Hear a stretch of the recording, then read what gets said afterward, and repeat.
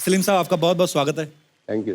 बड़ी सालों से हमारी तमन्ना थी कि सलीम साहब हमारे शो पे आए, तो 2 बार शो शुरू किया, बंद हो गया। तो आज हमारी किस्मत में शायद लिखा था कि इस सीजन में सलीम खान साहब जो हैं वो हमें यहाँ पे दर्शन देंगे। जोरदार तालियां सलीम साहब के लिए। सर, सबसे पहले तो हिंदी सिनेमा को जो आपने एक नई पहचान दी है जी, उसके लिए आपका बहुत बहुत धन्यवाद। Thank you. और मैं अगर फिल्मों के नाम गिनाने पे आऊं तो शायद बहुत बहुत समय जाएगा। ये ऐसी फिल्में हैं मेरे ख्याल से जो माइलस्टोन है, एक एक फिल्म पे तालियां बनती हैं। यादों की बारात,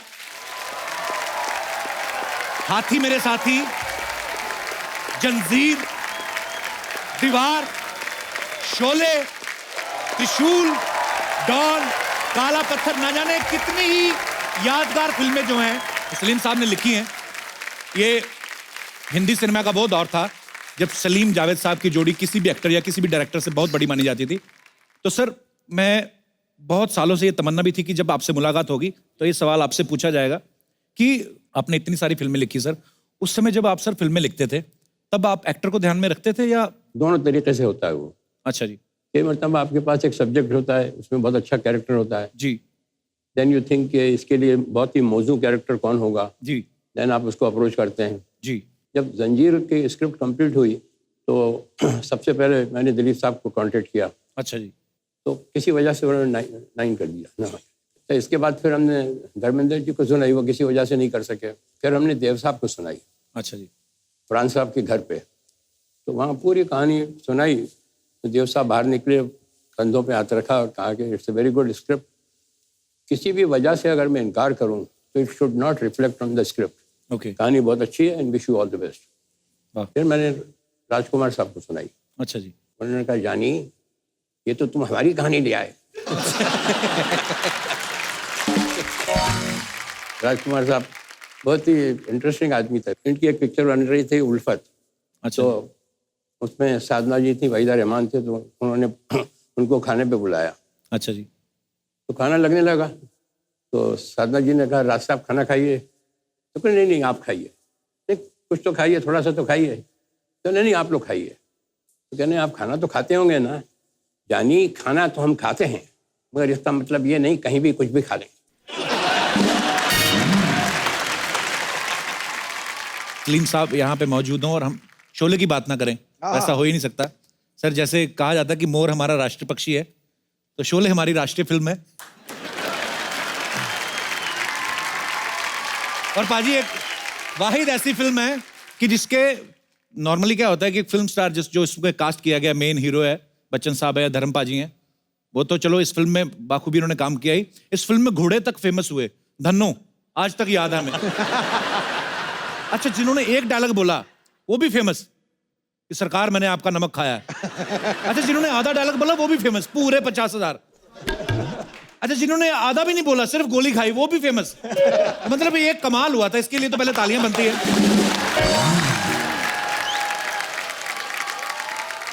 शोले आने के बाद हिंदी सिनेमा का तो रूप बदल ही गया। सर, आपकी लाइफ में क्या चेंजेस आए शोले के आने के बाद? दिमाग खराब हो गया। हाँ जी?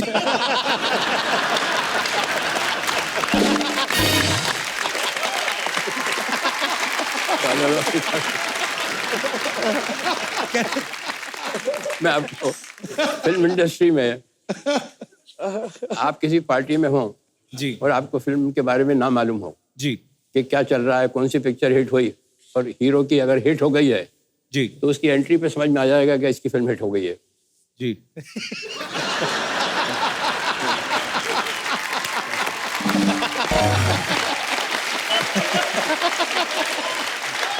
जी जी। कैसे हो भाई? मैं ठीक हूँ जी। सब ठीक? जी, सब ठीक। Keep it up.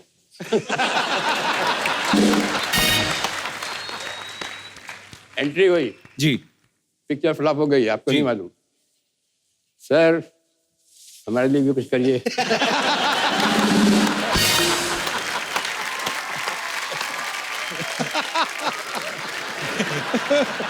वो अभी भी है, वो चेंज नहीं हुआ।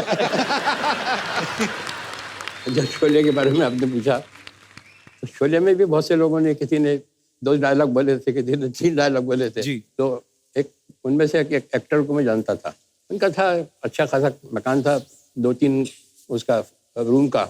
अच्छा जी। कुछ छोटा सा रोल निकला तो मैंने उनको फ़ोन किया। अच्छा जी। तो नौकर ने कहा कि कौन सा बोल रहे हैं? मैंने कहा मैं सलीम खान बोल रहा हूँ। कहने में मैं देख के बताता हूँ कि वो है कि नहीं है। 2 अच्छा जी। बेडरूम का मकान था। अच्छा जी। तो मैंने कहा क्या वानखेड़े स्टेडियम में रहते हैं क्या?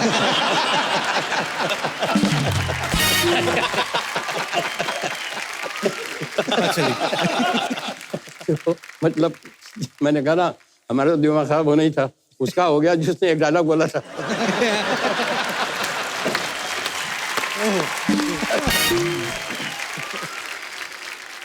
सिद्धू साहब तो क्रिकेटर हैं।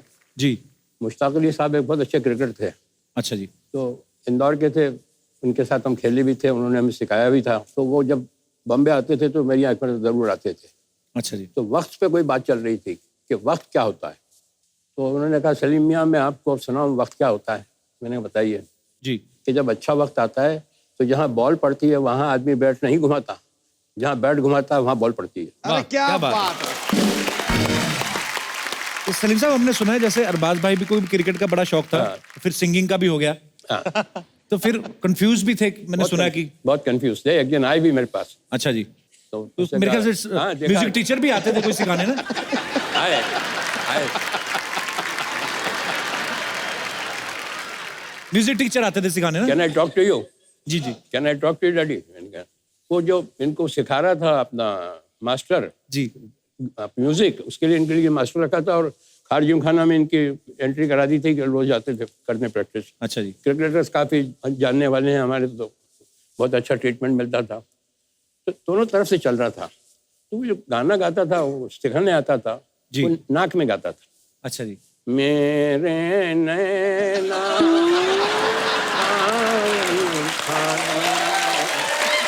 फिर भी मेरा ये उसको रिपीट करते थे। तो ये भी गाते थे मेरे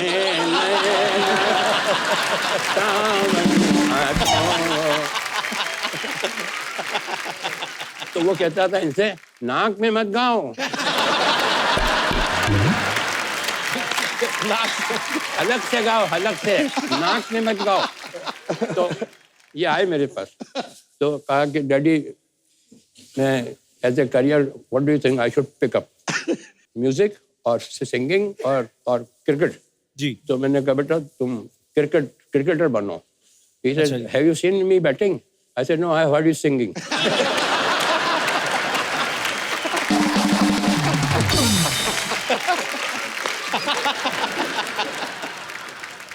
एक हमारे घर पे आदमी आता था। अच्छा जी। मैं काफी काम में बिजी था, मैं कभी शाम को आ जाऊं जी। तो गणेश आया, गणेश आया, गणेश आया, गणेश को चाय पिलाओ, गणेश को चाय पिलाओ। अरे गणेश साहब को देना, कुर्सी देना, स्टूल देना बैठने के लिए। मैंने कहा ये गणेश कौन है? मेरे इस घर में मेरे से ज्यादा इज्जत मिलती है इसको।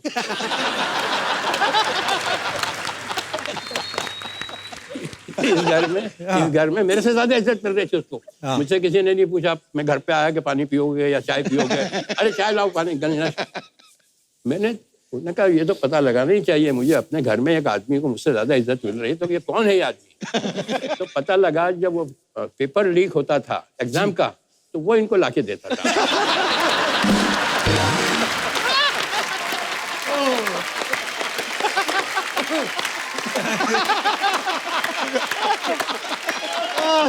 सब पोल खुल रही है आज तो, सब पोल खुल रही है। सोहेल भाई बड़े शरारती रहे हैं आप। अरे वो मेरे लिए था वो। मेरा वाला था वो। मुझे लगता है आज की शाम थोड़ी लंबी होने वाली है। एक बार जोरदार ताली हो जाए जरा। तो हमारे एक अंकल थे सर तो शायरी वायरी करते थे वो। तो उनके घर पे शाम को महफिल जमती थी, दारू वारू पीती थी। तो एक बेवकूफ़ी का क्वेश्चन किसी ने पूछा कि आप कितनी पीते हैं? अच्छा जी। किसी ने कहा मैं 3 पैक पीता हूँ, किसी ने कहा मैं 11 बजे तक पीता हूँ फिर छोड़ देता हूँ। 11 बजे तक हाँ, पीता? हाँ 11 बजे तक छोड़ता हूँ। किसी ने कहा कि मैं इतना पीता हूँ। तो उनसे पूछा, अंकल से पूछा कि आप कितनी पीते हैं? अरे यार बेकार की बहस है यार, कितनी पीते हैं मूड के ऊपर होता है, कभी पी ली कभी नहीं पी, और मैं तो बहुत ही इंडिफरेंट ड्रिंक करूँ। और फिर भी बताओ तो सही कितनी पीते हो? क्या मतलब है ये? थोड़े से इरिटेट हो। अरे बताइए तो सही कितनी पीते हैं? अब वो तो पीने वाले को तो लूप लग जाता है। जी। अपनी नौकरानी को बुलाया, नसीबन आओ। आई वो क्या है साहब, वापस जाओ। कहा कि आपने मेरी बुआ को देखा? कहने के हाँ। कैसी लगी आपको? कहने बेचारी मामूली सी शक्ल की है। कहने जब ये खूबसूरत लगने लगती मैं बंद कर देता हूँ।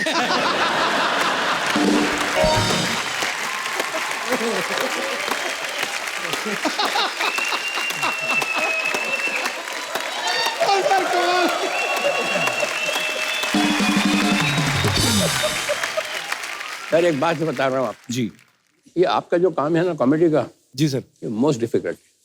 कोई भी एक्टर से पूछ लीजिए आप, ड्रामा बहुत आसान है, ट्रेजिक सीन बहुत आसान है, मगर कॉमेडी के लिए सेंस ऑफ टाइमिंग चाहिए। वो वहाँ कोई काम नहीं आता है, ना डायरेक्टर काम आता है, ना राइटिंग काम आती है, ना actor is totally on his own. जी बहुत मुश्किल काम है। और you will be surprised to know one thing कि सेंस ऑफ ह्यूमर में और सेंस ऑफ कॉमेडी में बहुत डिफरेंस है। एक आदमी में सेंस ऑफ ह्यूमर है मगर वो कॉमेडी नहीं कर सकता। एक्टिंग के लिए, कॉमेडी के लिए टाइमिंग बहुत जरूरी है। बहुत ही अच्छा, कमाल है। कंप्लीट एक्टर जब भी होता है जब जी। कॉमेडी कर ले। उनमें से एक थे संजीव कुमार मरून, वो बहुत अच्छी कॉमेडी करते थे। जी जी जी। हाँ, और वो जॉनी वगर तो वहाँ गाड़ी खड़ी होती है उसके ऊपर, सिग्नल के ऊपर आके जी तो भीड़ भाड़ लग जाती है, तो वो अपना फैन जो है पास बहुत आते हैं, अच्छा मतलब जी। बहुत करीब आ जाते हैं। तो जॉनी वॉकर के पास इतना आ गए वो, अच्छा जी। जॉनी वॉकर, तो उसने कहा कि सूंघ के पहचाना।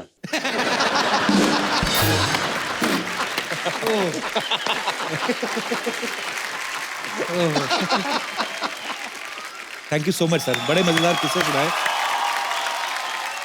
तो अब मुझे अब समझ में आ रहा कि अच्छा ये सब चीजें कहाँ से आई। सलीम साहब आपकी किस्सा सुनाने की टाइमिंग इतनी खतरनाक है। एक बार सोहेल भाई ने कोई किस्सा सुनाया था। सोहेल भाई आपको याद है, आपने कोई हेलो ब्रदर का किस्सा सुनाया था कि जब आपने हेलो ब्रदर बनाई फिर पापा को दिखाई तो कुछ बड़ी मजेदार बातें कही थी सलीम रोल साहब। उसमें इंटरचेंजेबल होना थे। जी अरबाज का रोल जो था जी उसमें इंटरवल के पहले या इंटरवल में सलमान की डेथ हो जाती है। जी वो अरबाज को वो रोल मिलना चाहिए था। तो जैसे ही सलमान की तो ऑडियंस उठ के चली गई, बिकॉज वो एक लेसर जो एक्टर होता है ना, वो हमेशा जब डेथ होती है तो उसमें वो जाता है। तो अरबाज खान का शायद उनको इतना अफसोस नहीं होता।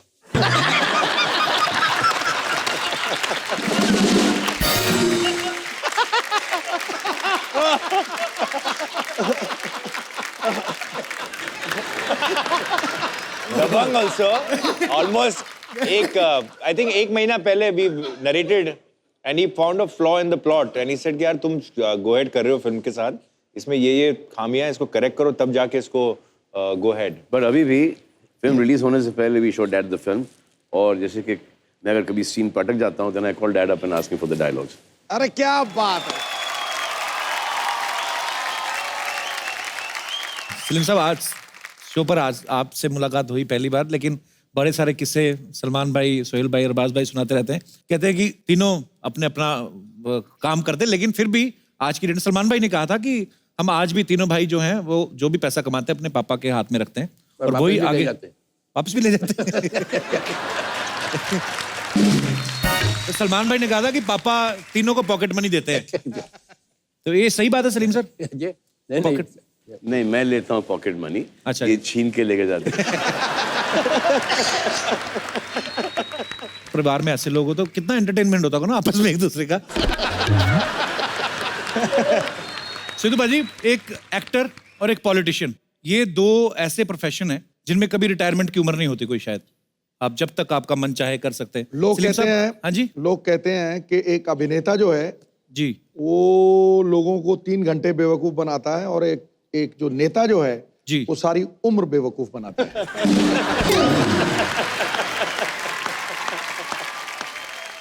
अरे सच्चाई तो है आप में। अरे मैं ये नहीं बोल रहा हूँ, मैं ये कह रहा हूँ बाजी कि आप खुद पॉलिटिशियन लेकिन ये आप बात बोलते हो मैं कि मैं ये स्पोर्ट्समैन नहीं। हूं। मैंने देख बात खत्म नहीं की। मैं वही बोल, अच्छा है अभी। मैं स्पोर्ट्समैन हूँ। बैठ जा नीचे।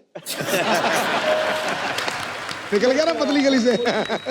Kalbaji, with sir's humble request, ji I want to be a part of वो एक आपका जो एक डेट है, एक इतिहास है, जी वो कौन सा साल था वो अगर तूने बताया, नहीं नहीं नहीं मैं नहीं अगर तू बोला, मैंने अरे मैंने कुछ कहा भाजी, मैं ये नहीं बोल रहा पर आपको पता है सलीम साहब क्रिकेट के बहुत शौकीन है, पर सलीम साहब आपने वो मैच देखा था? मैं कुछ और पूछ रहा हूँ भाजी।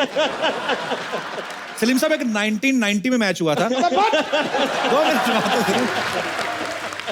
वो मैच आपको याद है? वकार यूनुस साहब बॉल करवा रहे थे, कुछ नहीं हुआ था, मैंने कुछ कहा ही नहीं भाजी, कुछ नहीं, थोड़ा सा 0 पे आउट हो गए।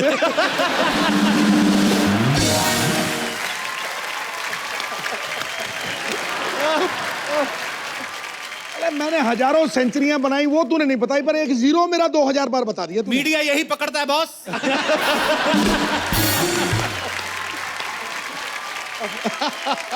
गुस्ताखी माफ। पाजी आपको सलीम साहब का पता ना कि सलीम साहब जब नए नए इंडस्ट्री में आए थे तो एक्टर बनना चाहते थे। अब तो सलीम साहब आपके तीनों बेटे सुपरस्टार्स हैं, खुद फिल्में भी बनाते हैं। तो सर कभी इन्होंने ऐसा नहीं सोचा कि हम अपने पापा के लिए कोई रोल लिखें? इन्होंने कभी मजाक में भी नहीं, कभी जिक्र भी नहीं हुआ कभी कि पापा आपके लिए ऐसा रोल है, अगर आप करें तो अच्छा है? सर मेरा जो एक्टिंग का करियर था जी वो मैंने खुद ही छोड़ा है, जी। और मैं दुआ मांगता था कि मुझे फिल्म से निकाल दें तो अच्छा है। ऐसे क्यों सर?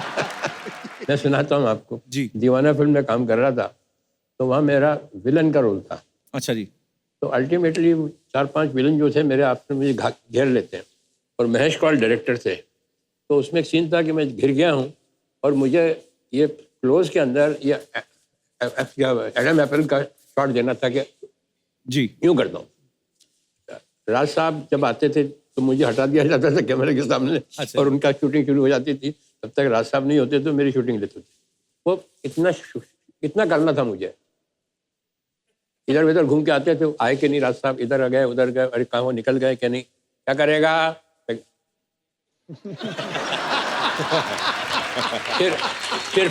फिर फोन करके गए, इधर गए उधर गए, अरे निकले कि नहीं निकल गए सर, आ गए हैं। और ये भी हो, अच्छा तैयार है। फिर उधर बात की, कुछ साइन वाइन किए, चेक वेक, क्या करेगा? समझा? फिर आई किसी को इंस्ट्रक्शन दिया। अब नौ करते करते ये सीन लंच टाइम हो गया। अब ये जो चीज़ है ये खाने में कितनी मरतबा करना पड़ती होगी आपको? 25 मरतबा, 30 मरतबा। अब ये सुबह से लेके 1 बजे तक मैं यही कर रहा था। क्या कर रहा है? तो वो उसका मूवमेंट जो था वो मुझे नहीं मालूम कि बंद हो गया है।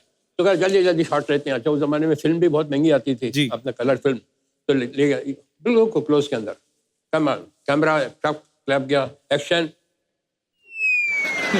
हो ही नहीं रहा, वो जा ही नहीं रहा है, जा ही नहीं रहा है। हो गया होगा। कट कट कट, क्या हुआ? फिर तो लगा मुंह में पानी दे दोस्तों, यूं करेगा। हाँ। तो मैं पानी दिया और डांटा, तो मैं उनको बोलने गया के लिए तो पानी बाहर निकल गया। तो हाँ क्या करेगा? अल्टीमेटली मुझसे नहीं हो रहा था वो। तो मेरे पास आए, in my career you are the only actor I have seen who can't even swallow।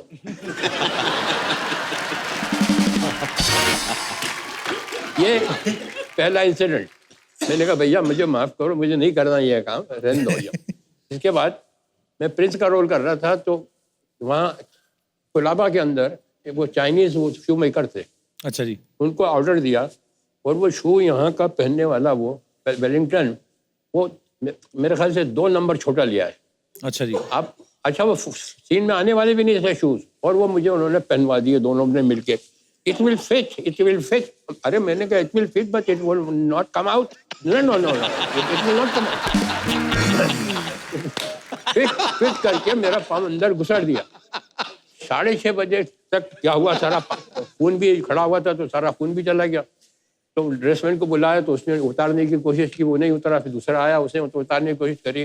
सारा स्टूडियो खाली हो गया, और सब मुझे छोड़ के चले गए जूते पहना के।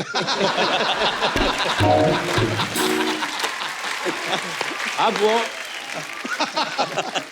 गाड़ी वाड़ी तो थी नहीं, चलते चलते चलते छोटे छोटे कदम लेके आया, टैक्सी तक वहाँ घर पहुंचा।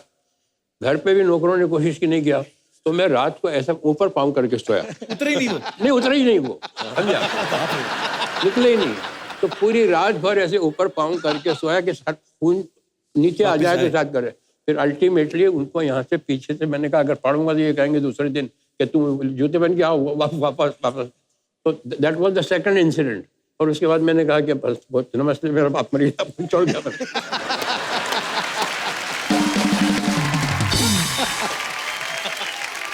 सलीम साहब, आपका इतने सालों का एक्सपीरियंस है, तरह तरह के लोगों से आप मिले हैं जब इंडस्ट्री में आए और आज तक। एक अच्छे इंसान की परिभाषा क्या होती है, क्या सर डेफिनेशन? ये जिनकी बात कर रहा हूँ मैं, महेश कौल, जी। ये बहुत ही ज्ञानी आदमी थे। अच्छा जी। उनसे किसी ने पूछा कि अच्छे आदमी की पहचान क्या है, तो उन्होंने कहा वैसे तो बहुत पहचाने हैं मगर एक सिंपल पहचान बताता हूँ। अच्छा आदमी वो है जिसका दोस्त पुराना हो और जिसका नौकर पुराना। वाह, अरे क्या बात कर दी सर, क्या बात कर दी, सुपर्ब।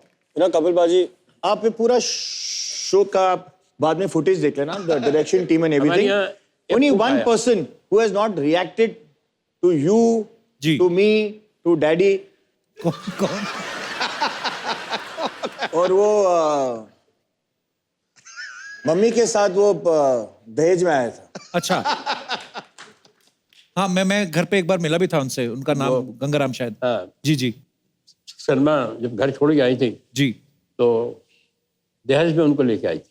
अच्छा जी। और कुछ नहीं था उसके पास, उनको लेके आए थे और अभी तक है हमारे पास वो। वाह। और हमारे यहाँ बोलते हैं ना नौकर बहुत कॉम्पिटेंट है, नौकर बहुत इंटेलिजेंट है, नौकर बड़ा समझदार है। हमारे यहाँ नहीं यही चलता है। हमारे यहाँ नौकर इस बात पे है क्वालिफिकेशन के, मैं इनको निकालूंगी तो रखेगा कौन।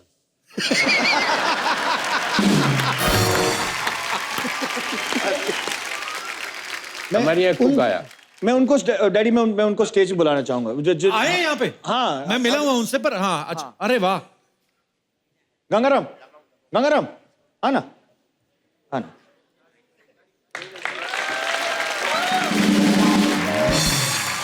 गंगाराम जी कैसे हैं आप? कौन है सिद्धू पाजी आपको हेलो कर उधर रहे हैं। उधर देखो, उधर ये कौन है ये? मालूम नहीं। उधर देखो, सिद्धू पाजी बुला रहे हैं आपको। हेलो। उधर देखो। वो कौन है वो? वो ऊपर ऊपर। कैसे सर, कैसे हैं आप? ये कौन है?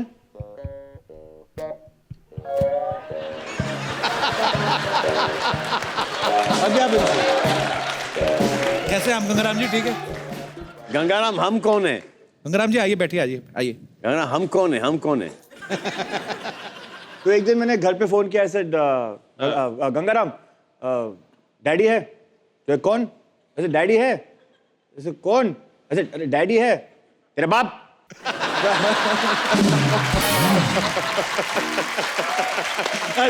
मैंने कभी ऐसे बात नहीं की थी। तेरा बाप? हाँ बुला तो। तेरा बाप सो रहा है। तेरा बाप सो रहा है? तो गंगाराम जी कहाँ के रहने वाले सलीम सर? पता नहीं कहाँ के। अभी तो हमारे घर पर है। एक जी मरतबा सर। मैंने इनको डांट दिया अच्छा जी। तो मेरी वाइफ ने मुझसे 6 महीने तक बात नहीं की। बाप रे। हाँ, इतना पावर है इनका। बट इनमें एक टैलेंट है, खड़े खड़े सोते हैं। खड़े खड़े सोते हैं। अच्छा जी। हाँ, कुछ भी टिकने के लिए जरा सी चीज चाहिए, बस दीवार हो, सड़क हो, झाड़ हो, तो बेसिकली ऐसा लगेगा कि वो आपकी बात सुन रहे हैं, लेकिन सो एक्चुअली जाते वो हैं। सो रहे हैं। But Paji, you have to, you know, that's genuine. I mean, I wanted him and I wanted people to know of him. The most sweetest, honest and loyal. क्या बात। ईमानदार, अगर he's the most loveliest person and जिनके साथ हम सब बड़े हुए हैं. जी। And he came with ये भी हमारे साथ ही बड़े हुए।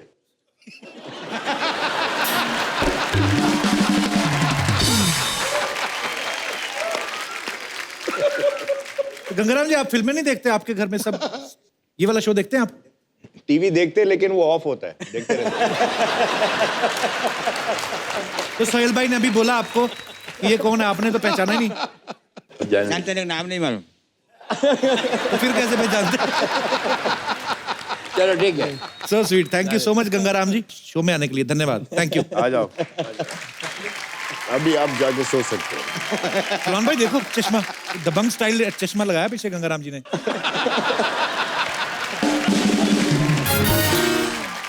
तो ये सलीम साहब एक हमारे यहाँ एक कुक आया, तो उसको कहा ट्रायल पे रखते हैं आपको, जी और अगर आपको भी शूट करेगा कि नहीं करेगा, जी आपका खाना अच्छा लगता है कि नहीं, जी। तो 15 दिन तक ट्रायल पे रखते हैं।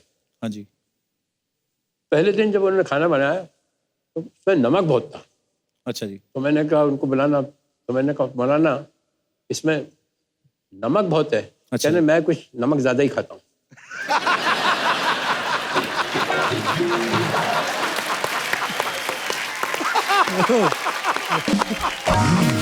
एक और थे हमारे घर में नौकर जिनका नाम था सलाम। हाँ, हाँ, सलाम। वो तो सुनने की बात। सलाम को टेलीफोन उठाने का जो शौक था वो मैंने अपनी दुनिया में किसी का मतलब इतना पैशन देखा ही नहीं। अब मेरे सामने फोन रखा है, मेरे सामने फोन रखा है, घंटी बजी फोन की और मैं चश्मा उतारूंगा, कुछ चीज रखूंगा और मैं फोन उठाऊंगा, वहाँ से वो हाई स्पीड में आके यूज करके फोटो फिनिश में उठाता था, समझा। तो हमारे यहाँ घंटी जब बजती थी तो हॉल में भी बजती थी और मेरे बेडरूम में भी बजती थी। अच्छा जी तो मैं नहा के निकला और घंटी बजी, तो उसने वहाँ जाके एज पर वो जाके डाई मार के उठाया फोन और मैंने अपने बेडरूम में उठाया। तो मैंने कहा सलाम, तो कहता वालेकुम सलाम।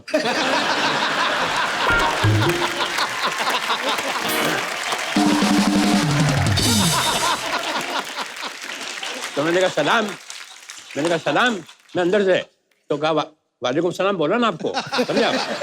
तो मैंने कहा सलाम, मैंने बेडरूम से बोल रहा हूँ। मैंने किसके बेडरूम से बोल रहा हूँ?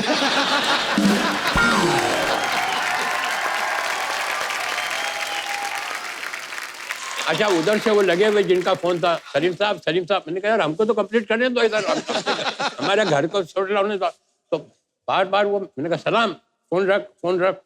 तो उसको, अरे आपने फोन किया है, मैं क्या को रखूं? अंदर एक बीच में वॉल है बस।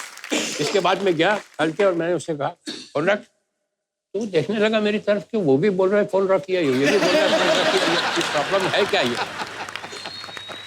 अच्छा, वो रात को वो अपना मिट्टी का हुआ था ना फेस पैक, हाँ जी हाँ जी वो लगा के सोता था। अब मुझे नहीं मालूम, समझा।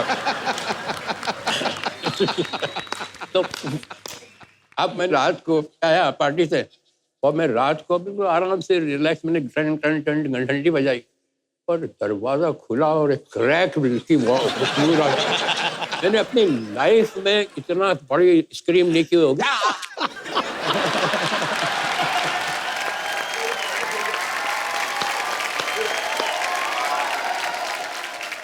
ये पूरा फिल्म का सीक्वेंस है ये तो। सलीम सर, मैं 7 साल ग्रेट इंडियन लाफ्टर चैलेंज करता रहा सर।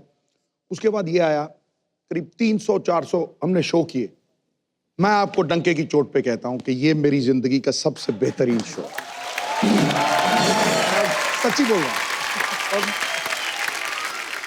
बहुत बड़े बड़े एक्टर आए, सब आए सर, पर आप शख्सियत नहीं हो, एक संस्था हो सर। कमाल हो सर, आप कमाल हो, कमाल हो, लाजवाब हो, लाजवाब हो। सलीम साहब, उस दिन आपने एक लाइन कही थी, मैंने आपको जिक्र भी किया, मुझे याद आ गई बाद में, जब आपने कहा कि आंसू आए तो खुद पोंछना। मैं सोचता भी रहा कि मैंने कहा सलीम साहब ने सडनली वो लाइन क्यों बोली। फिर मैंने इसीलिए मैंने आपसे पूछा कि वो आंसू निकल आए तो खुद पूछिएगा, लोग पूछने आएंगे तो सौदा करेंगे। वाह वाह, क्या बात है सर। हो। क्या बात है। ओहो, एक मिनट यार, मैं सर आपके पाँव छू लूं सर, सबके सामने छूना चाहता हूं सर, क्योंकि मुझे यही मक्का काबा लगता है सर।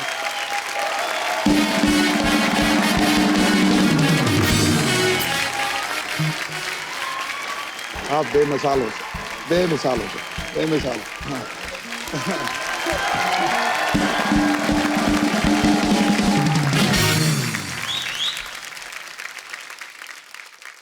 सिद्धू भाजी, हाँ जी, सलीम साहब की बातें सुन रहे हैं तो और कुछ करने को दिल नहीं करता, लगता है कि सलीम साहब को सुने जाएं।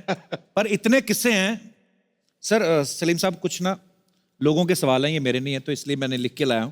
कहते हैं कि जब सलीम साहब आए तो उनसे पूछना कि आपके तीनों बच्चों में से सबसे ज्यादा मेहनती कौन है? सबसे ज्यादा सोता कौन है ये पूछिए। सबसे ज्यादा सोता कौन है ये बता दीजिए। तीनों।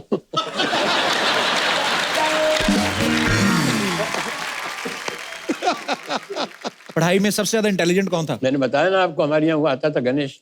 जी जी।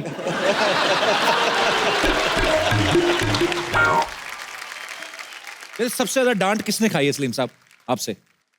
नहीं, मैं डांटता तो नहीं हूँ, मगर अपना डिसअप्रूवल बता देता हूँ कि आई डोंट लाइक इट। तो बचपन में खाते थे डांट? हाँ, बचपन में खाते थे। तो कौन खाता था सबसे ज्यादा सर? सबसे ज्यादा सलमान।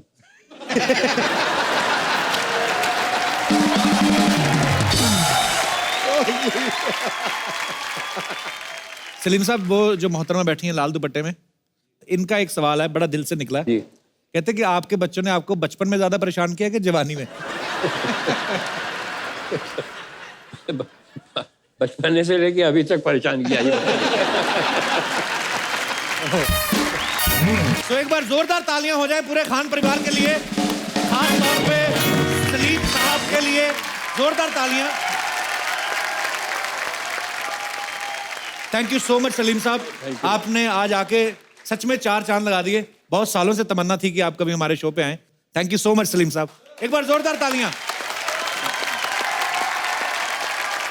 तो आप सब लोग ऐसे ही हंसते रहिए, मुस्कुराते रहिए और देखते रहिए the Kapil Sharma show, only on Sony entertainment television. Thank you.